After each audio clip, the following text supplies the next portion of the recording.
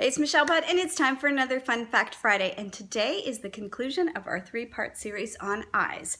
So I'm going to be telling you today another thing about eyes that you may not have known and what it tells you about how someone behaves and in general how they communicate, because we talked about at the very beginning how eyes are really about communication, but all the nuances of communication.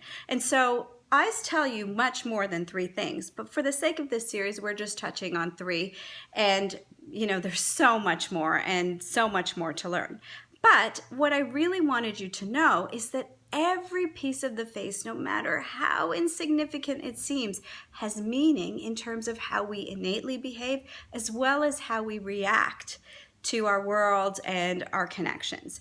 So this space under here, the lower eyelid, where people put eyeliner, etc., that is a very significant part of the face to tell us about how we deal with others and how we kind of connect and communicate in general.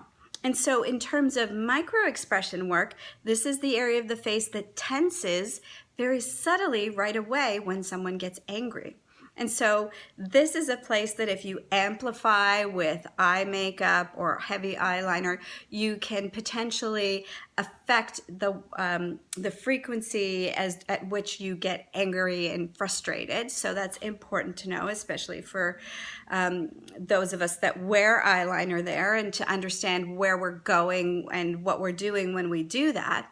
But the shape of that area also tells us how we deal with others. So if that part of the face has, your lower eyelid is very straight, then you tend to take a more logical approach to dealing with others. It's more about strategy, and it's more about the win.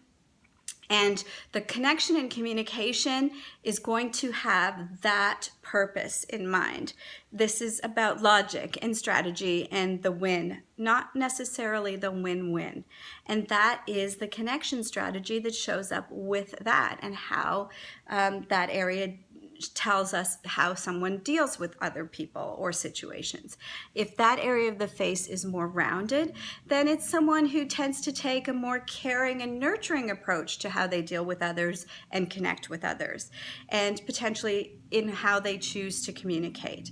This is someone who's more looking for the win-win in situations and is really concerned about the people involved and how that it's good for everyone concerned when they're dealing with others. So really, the eyes and all the parts of it are robust in helping us understand how people communicate, their openness to communication, how they deal with us, even the words they choose, which is a completely another place of the face, place of the eye. And maybe one day that'll be in a Fun Fact Friday, or maybe you just have to sign up for a facial intelligence course and learn so much more. But in the meantime, thank you so much for sharing this series on eyes with me. I hope that you've learned a lot, and that you're looking at eyes differently, and that you really are beginning to get a great understanding of what every feature means in terms of telling us how we deal with our world and how other people do, to build stronger connections and build better bonds in whatever area of life that we connect with those around us with. So until next Friday, I'm Michelle Budd. I will see you next Friday. Bye for now.